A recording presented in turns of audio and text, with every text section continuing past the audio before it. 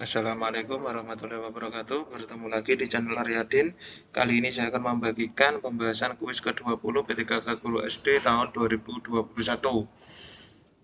Hari ini pendaftaran untuk tahap 2 sudah selesai tadi malam ya. Jadi waktunya untuk belajar. Silahkan belajar latihan mengerjakan soal-soal agar kita terbiasa membaca cepat juga. Dan bagi yang ingin bergabung di grup Telegram pembahasan soal-soal PGSD bisa gabung di link yang ada di deskripsi video ini. Mari kita lanjutkan ke pembahasan soal yang pertama. Ternyata badai ekonomi membuat beberapa wilayah negeri ini bergolak. Efek domino lepasnya Timur-Timur tampak semakin bergejala. Di sana-sini muncul wacana tentang kemerdekaan wilayah. Dengan demikian negeri ini menghadapi bahaya mahibat yakni disintegrasi. Kutipan karangan di atas termasuk jenis karangan yaitu yang D. Argumentasi. Pembahasannya, kutipan karangan termasuk jenis karangan argumentasi karena mengandung unsur opini dan disertai dengan alasan yang berupa fakta. Jadi opininya ini negeri ini menghadapi bahaya mahibat yakni disintegrasi. Ini kan masih dalam bentuk opini. Kemudian alasan faktanya ini karena efek domino lepasnya timur-timur ini. Jadi karangan ini merupakan karangan argumentasi. Soal nomor 2, kita akan tetap saling memiliki walau jarak telah memisahkan kita. Persahabatan yang kita lalui rasanya terlalu berarti kalau harus diakhiri begitu saja, kecuali kata-kataku menggantung di udara. Tiba-tiba saja pikiran itu melintas seandainya seseorang datang dalam kehidupan Rina. Tidak, aku menggeleng kuat-kuat. Rasa marah menyedak dadaku, cemburu, aku tak tahu, namun rasanya sulit untuk menerima bila hal itu menjadi kenyataan. Kutipan di atas termasuk jenis karangan yaitu yang C. Narasi. Jadi kutipan di atas merupakan cerita fiksi karena terdapat peristiwa, tokoh, dan setting. Yaitu peristiwanya kan ini. Untuk tokohnya kan ini kata-kataku, kehidupan Rina, ini kan tokoh. Dan settingnya tempatnya kan ada, yaitu peristiwanya yaitu persahabatan pada waktu kecil dulu. Jadi ini merupakan jenis karangan narasi.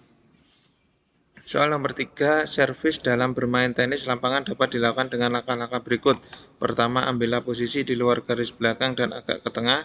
Kedua, lakukan konsentrasi untuk beberapa detik dan aturlah posisi kaki.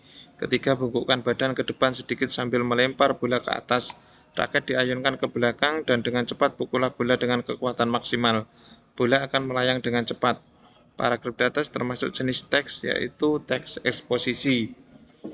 Pembahasannya, paragraf di atas termasuk jenis eksposisi karena merupakan paparan proses. Kalau narasi kan berbentuk tokoh setting itu ya. Sedangkan kalau deskripsi kan menggambarkan sesuatu itu seakan-akan kita mengalaminya langsung. Kalau teks laporan kan ya seperti ada bab-babnya. Teks argumentasi seperti pada soal nomor 1 tadi yaitu adanya opini dan fakta. Soal nomor 4, nilai yang jelas dalam hidupnya. Banyak orang yang bergerak dalam nilai abu-abu sehingga terjadi kompromi. Mereka tidak jelas apakah dunia ini dunia atau rohani.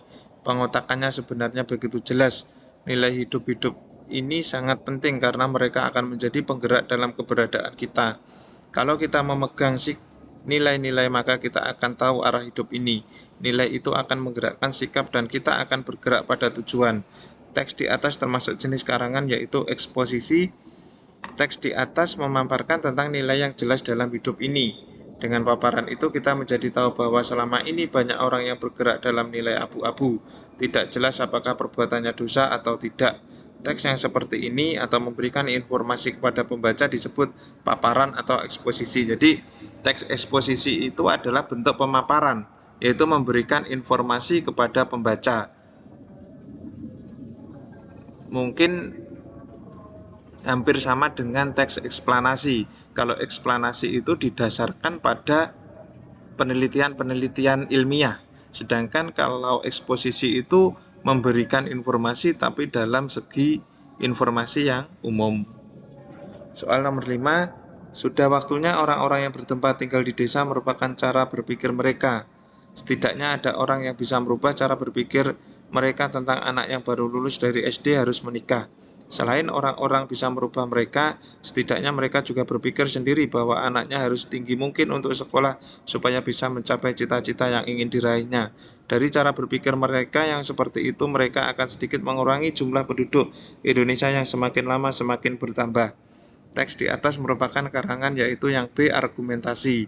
Pembahasannya menjelaskan tentang seseorang atau penulis yang berpendapat terhadap cara berpikir orang desa yang dirubah. Paragraf seperti itu termasuk paragraf argumentasi karena kan merupakan cara pandang atau pendapat penulis tentang cara pikir orang desa yang jika anaknya lulus SD harus menikah. Soal nomor 6, Batsul Masail sendiri merupakan forum diskusi keagamaan yang sudah mendarah daging di pesantren. Di dalamnya dibahas persoalan-persoalan masyarakat yang membutuhkan tinjauan keagamaan secara ilmiah, rinci, dan terukur. Perlu diketahui pula bahwa sebagian besar topik yang muncul didasarkan atas laporan, aduan, atau keluhan masyarakat tentang persoalan agama, sosial, budaya, hingga ekonomi. Bisa dikatakan bahwa Batsul Masail sesungguhnya merupakan cara khas pesantren untuk menyuarakan aspirasi masyarakat melalui perspektif agama. Teks di atas merupakan jenis karangan yaitu eksposisi juga. Kalau narasi kan ada latar, tokoh, setting, persuasi itu berbentuk karangan ajakan, deskripsi, penggambaran, argumentasi, pendapat.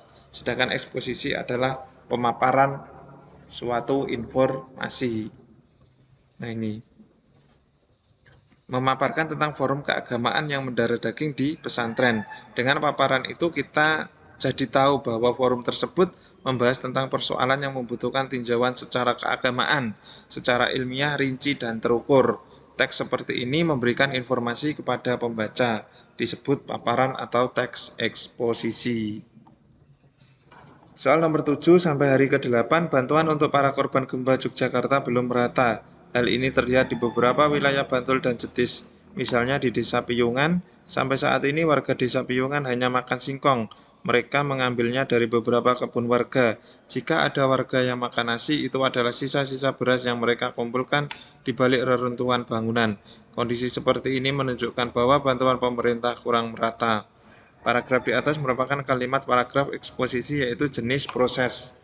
Karena dalam kalimat eksposisi di atas menjelaskan langkah demi langkah suatu kejadian. Jadi ini dari korban gempa kemudian kekurangan bantuan itu merupakan suatu proses. Untuk lebih jelasnya apa saja teks atau paragraf eksposisi nanti ada di akhir video ini ya. Soal nomor 8, ozon terapi adalah pengobatan suatu penyakit dengan cara memasukkan oksigen murni dan ozon berenergi tinggi ke dalam tubuh melalui darah.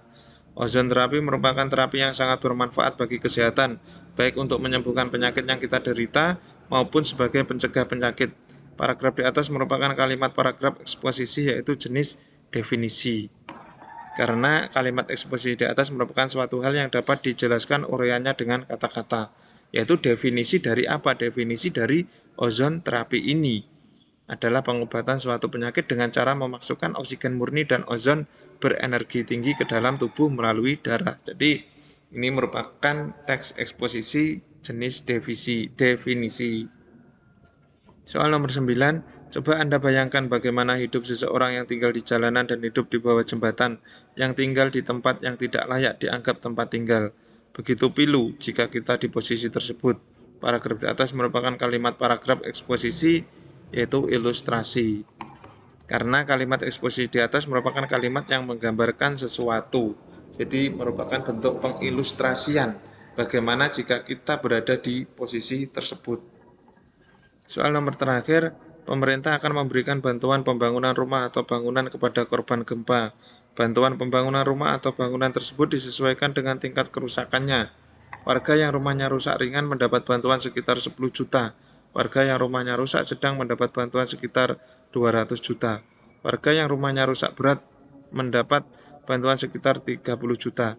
Calon penerima bantuan tersebut ditentukan oleh aparat desa setempat dengan pengawasan dari pihak LSM. Paragraf di atas merupakan kalimat paragraf eksposisi jenis klasifikasi.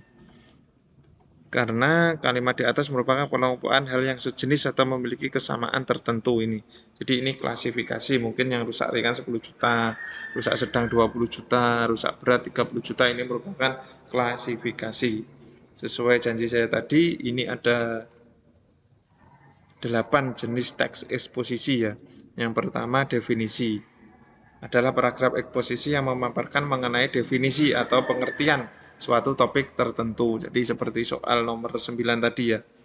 Kemudian eksposisi proses adalah karangan yang berisi tahapan-tahapan atau cara-cara untuk melakukan sesuatu dari awal hingga akhir. Eksposisi ilustrasi ialah paragraf yang menyajikan informasi dan penjelasan berupa gambaran sederhana mengenai suatu topik dengan topik lainnya yang mempunyai kesamaan sifat atau kemiripan dalam hal-hal tertentu. Yang keempat, teks eksposisi laporan adalah paragraf eksposisi yang mengemukakan laporan sebuah peristiwa atau penelitian tertentu. Yang kelima, perbandingan adalah paragraf eksposisi yang berisi ide atau gagasan. Biasanya gagasan tersebut dipaparkan dengan cara membandingkan. Jadi pemaparannya ada dua, ada perbandingannya.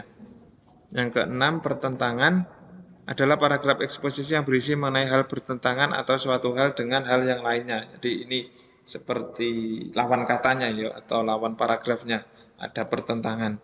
Yang ketujuh, eksposisi berita adalah paragraf eksposisi yang memberikan informasi dari suatu kejadian, sering dijumpai dalam berita atau surat kabar. Jadi di surat kabar itu kan kejadian, suatu proses kejadian, bukan proses ya, suatu kejadian yang disebut berita. Yang terakhir adalah eksposisi analisis. Adalah paragraf eksposisi yang mengisahkan suatu masalah dari suatu gagasan utama menjadi beberapa subbagian, kemudian melakukan pengembangan secara berurutan. Jadi teksnya ini berbentuk ada analisis-analisisnya. Cukup sekian penjelasan dari saya, ada kurang lebihnya saya mohon maaf. Untuk video yang lain bisa ditonton di 2 video ini. Saya akhiri, cukup sekian. Wassalamualaikum warahmatullahi wabarakatuh.